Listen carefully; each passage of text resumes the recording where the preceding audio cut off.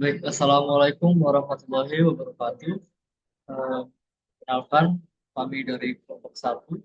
Di sini kami akan mempresentasikan hasil analisis kami dengan tema faktor penyebab kemacetan serta dampak penerapan sistem ganjil genap guna mencapai efisiensi waktu. Nah, berikut merupakan anggota dari anggota kelompok kami. Yang pertama dari Rehan Deparwana, yang kedua ada saya sendiri, kemudian ada dari beberapa Nabi Safwan serta Aurel Lutfi. Dahuluan. Kota-kota besar, terutama di Indonesia, menghadapi masalah serius berupa kemacetan lalu lintas yang disebabkan oleh tingginya jumlah kendaraan, kapasitas jalan yang terbatas, serta perilaku pengemudi. Pertumbuhan populasi dan urbanisasi memperburuk situasi yang berdampak negatif pada aktivitas, fungsi, dan daya operasional pengiriman barang. Salah satu solusi yang diterapkan untuk mengatasi masalah ini ialah kebijakan ganjil genap bertujuan untuk mengurangi volume kendaraan di jalan. Meskipun kebijakan ini berpotensi meningkatkan efisiensi pengiriman, dampak dan positif dampak positif dan negatifnya masih perlu dianalisis lebih lanjut untuk menilai efektif efektivitasnya. Slide berikutnya akan dibacakan oleh teman saya yaitu Hawa. Ada latar belakang yaitu kemacetan lalu lintas merupakan salah satu permasalahan yang terus dihadapi oleh kota-kota besar di Indonesia, seperti Jakarta dan Surabaya. Pertumbuhan penduduk yang pesat, urbanisasi, serta tingginya penggunaan kendaraan pribadi menjadi faktor utama yang memicu kemacetan. Kondisi ini diperburuk oleh kurangnya infrastruktur jalan yang memadai dan keterbatasan transportasi umum yang nyaman dan terjangkau.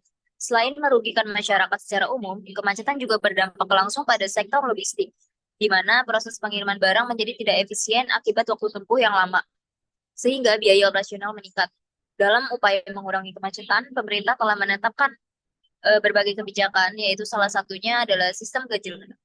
Kebijakan ini bertujuan untuk mengurangi jumlah kendaraan di jalan pada waktu-waktu tertentu dan dengan membatasi penggunaan kendaraan berdasarkan angka terakhir pada plat nomor. Next.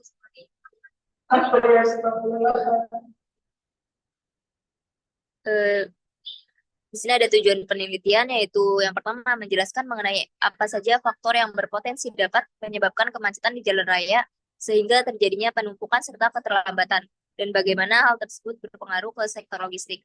Yang kedua itu menganalisis bagaimana implementasi kebijakan sistem ganjil genap bisa berdampak dalam mengatasi kemacetan dan berkontribusi dalam mengatur keadaan lalu lintas di jalan raya. Next. Selanjutnya ada metodologi. Penelitian ini menggunakan metodologi studi literatur untuk menganalisis faktor penyebab kemacetan serta dampak kebijakan ganjil genap terhadap efisiensi waktu pengiriman barang. Data primer dikumpulkan melalui informasi dari artikel jurnal, laporan industri, white paper, studi kasus, dan publikasi terkini mengenai waktu pengiriman dan faktor kemacetan. Sementara data sekunder diperoleh dari instansi terkait, seperti Dinas Perhubungan. Analisis dilakukan secara deskriptif untuk menggambarkan faktor-faktor tersebut, serta menganalisis hubungan antara kebijakan dan efisiensi pengiriman. Hasil penelitian diharapkan dapat memberikan wawasan mengenai penyebab kemacetan dan dampak kebijakan ganjil genap dalam meningkatkan efisiensi waktu pengiriman. Next. Ada jurnal yang pertama yaitu judulnya Sistem Ganjil Genap pada Pintu Tol Tambun Terhadap Kemacetan Lalu Lintas di Tol Jakarta Cikampek. Yang penelitinya itu Muhammad Fauzi Rahman, Sri Nuryati, Anita Setiawati, Sri Gunarti pada tahun 2020. Jenis penelitiannya itu penelitian ini melakukan survei langsung di lapangan untuk menghitung volume kendaraan serta menghitung kecepatan kendaraan. Kemudian hasil survei tersebut akan diolah dengan menggunakan aplikasi Microsoft Excel. Survei yang dilakukan peneliti mencatat data jumlah volume dan arah tol Jakarta yang masuk melalui tol Tambun setelah masuk waktu sistem ganjil genap. Data kecepatan kendaraan di jalan tol Jakarta Cikampek Jakarta di sekitar tol Tambun dengan metode individual speed menggunakan from survei dari PT Jasa Marga. Hasil penelitiannya itu menunjukkan bahwa penerapan sistem ganjil genap pada gerbang tol Tambun efektif dalam mengurangi kemacetan pada jalan tol Jakarta Cikampek arah Jakarta. Hal ini terbukti melalui hasil survei yakni menurunnya jumlah volume lalu lintas sebesar 43,09% dan meningkatnya kecepatan kendaraan sebesar 7,62%. Serta penelitian menambahkan saran kendaraan yang masuk tol Tambun arah Jakarta adalah kendaraan yang sesuai dengan peraturan sistem ganjil genap plat kendaraan. Kaitan dengan penelitiannya itu dalam konteks penerapan ganjil genap, penelitian menunjukkan seberapa ampuh sistem ganjil genap dalam mengurangi volume kendaraan yang akan masuk ke jalan raya. Sehingga secara tidak langsung berkurangnya volume kendaraan yang masuk ke jalan raya akan memperkecil kemungkinan terjadinya kemacetan serta penumpukan kendaraan. Sehingga mendukung penelitian kami mengenai bagaimana penerapan sistem ganjil genap dapat berkontribusi dalam mengatur kondisi jalan raya, terutama di lingkungan yang padat. Selanjutnya akan disampaikan oleh rekan saya yaitu Raihan Devano. Selanjutnya ada judul penelitian. Judul penelitiannya ada analisis implementasi kebijakan sistem ganjil genap dalam mengatasi kemacetan di Provinsi DKI Jakarta. Peneliti Ahmad Hidayat, Rahadian, Munir Saputra, dan Delvina Ramadhani. Tahunnya 2022. Jenis penelitian. Penelitian ini menggunakan metode penelitian dengan pendekatan kualitatif dan menggunakan teori model Hawkwood dan Gunn Hana, dalam Hana Maria Lubis. Kemudian dikerucutkan menjadi model George Edward III dalam Mulyono Yalia yang memiliki 4 variabel penentu keberhasilan implementasi kebijakan yaitu komunikasi, sumber daya, disposisi, dan struktur birokrasi. Hasil penelitian ini menunjukkan bahwa implementasi kebijakan sistem ganjil genap di DKI Jakarta untuk mengurangi kemacetan yang sudah berjalan dengan baik dan dapat dilihat dari menurunnya volume kendaraan pada ruas jalan protokol, waktu tempuh perjalanan yang dapat lebih cepat dan meningkatkan penumpang moda transportasi Transjakarta. Kaitan dengan penelitian, salah satu faktor yang dapat menghambat penerapan sistem ganjil genap di area jalan raya adalah masyarakat itu sendiri. Kebijakan ini akan dianggap berhasil jika masyarakat mengubah perilaku mereka karena mereka menyadari pentingnya untuk tidak melanggar kebijakan pemerintah. Masyarakat kelas menengah ke atas kini mencari cara baru untuk menghindari kebijakan ganjil genap seperti membeli kendaraan tambahan dengan menggunakan nomor polisi yang berbeda di bagian akhir, sehingga banyak masyarakat yang memiliki kendaraan bermotor roda 4 lebih dari satu untuk menghindari penggunaan transportasi umum. Next.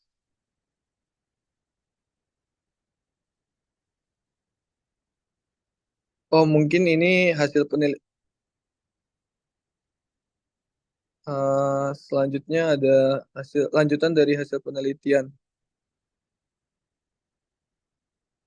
Terdapat hambatan dalam implementasi kebijakan ini yaitu kurangnya kesadaran masyarakat untuk ikut berpartisipasi dalam mendukung keberhasilan implementasi kebijakan ini. Masih adanya masyarakat yang tidak patuh bahkan berbuat curang dengan memasukkan nomor polisi untuk menghindari kebijakan sistem ganjil genap. Selanjutnya, Selanjutnya ada judul analisis penyebab keterlambatan pengiriman barang pada pos ekspres menggunakan metode Sigma. Penelitian Charles Marcelino Hersantoa, Nurtri Ramadanti, Adiningrum, Dani Leonidas Sumarna tahun 2023. Penelitian ini menggunakan tahapan Sigma dan menggunakan pendekatan DMAIC dalam menyusun dan mengelola data informasi yang telah diperoleh. Sedangkan untuk mengumpulkan data informasi digunakan metode wawancara bersama dengan asisten manajer pengadilan operasional serta observasi lapangan serta secara langsung pada PT Pos Indonesia di kantor Pos Pusat Bandung. Hasil penelitian berdasarkan hasil penelitian dan perhitungan. Hasil penelitian yang menunjukkan adanya masalah yang dianggap tidak wajar oleh perusahaan karena melebihi standar kewajaran yang telah ditetapkan seperti presentasi kewajaran untuk keterlambatan pengiriman dengan nilai sebesar 3,05%, padahal standar kewajaran perusahaan yang ditetapkan yaitu 3%, serta beberapa faktor penyebab keterlambatan pengiriman yakni human error, kondisi kendaraan kurang prima, perencanaan moda transportasi kurang tepat, serta kemacetan di jalan raya. Kaitan dengan penelitian, dalam konteks pengiriman, penelitian ini menunjukkan bahwa terdapat berbagai pengaruh keterlambatan dalam pengiriman, seperti masalah human error, petugas loket, petugas sortir yang mencakup kurangnya pengalaman kurir, kurangnya pemahaman pegawai loket pada wilayah cakupan pos ekspres, dan kesalahan penyortiran, masalah kondisi kendaraan, masalah perencanaan transportasi yang kurang tepat, masalah kemacetan lalu lintas, serta faktor bencana alam. Next. Selanjutnya akan dibacakan oleh teman saya, Nabil.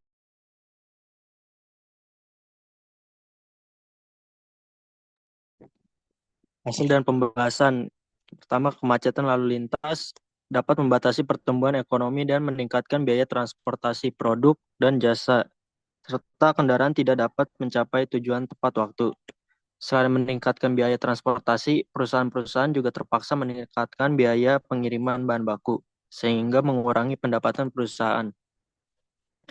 Salah satu la- Salah satu lain yang krusial penyebab kemacetan lalu lintas adalah meningkatnya penggunaan kendaraan pribadi yang terus meningkat dari tahun ke tahun, sehingga mengakibatkan peningkatan volume kendaraan yang tidak diimbangi dengan pengembangan ruas jalan yang cukup untuk mendukung jumlah kendaraan yang terus bertambah.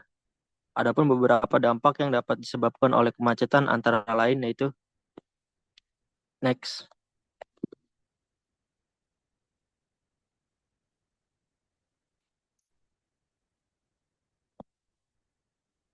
Yang pertama, dampak kemacetan dari sisi ekonomi yaitu kemacetan dapat menyebabkan terhambatnya efisiensi distribusi barang.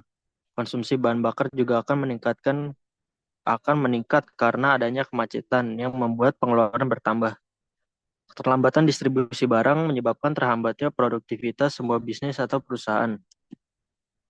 Selanjutnya dampak kemacetan dari sisi lingkungan yaitu banyaknya kendaraan yang terjebak dalam kemacetan mempengaruhi peningkatan polusi udara karena menghasilkan lebih banyak emisi gas buang. Peningkatan jejak karbon akibat konsumsi energi yang berlebihan saat kondisi jalan atau wilayah tertentu sedang terjadi kemacetan. Dampak kemacetan dari sisi kesehatan yaitu stres dan gangguan mental. Kemacetan juga menyebabkan gangguan mental seseorang, seperti stres karena terjebak dalam kemacetan dalam jangka panjang, waktu cukup panjang. Kesehatan fisik juga dapat terganggu, salah satunya asma karena peningkatan polusi udara yang terjadi akibat naik.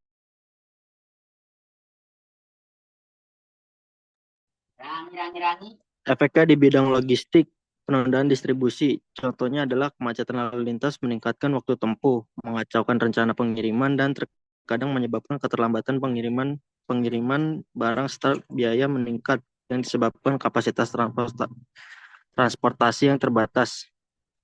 Keterlambatan juga sering meningkatkan biaya tambahan seperti biaya penyimpanan dan tarif pengiriman yang lebih tinggi. Polusi dan kerusakan lingkungan. Kendaraan yang macet mengeluarkan lebih banyak emisi yang berdampak buruk pada lingkungan. Next.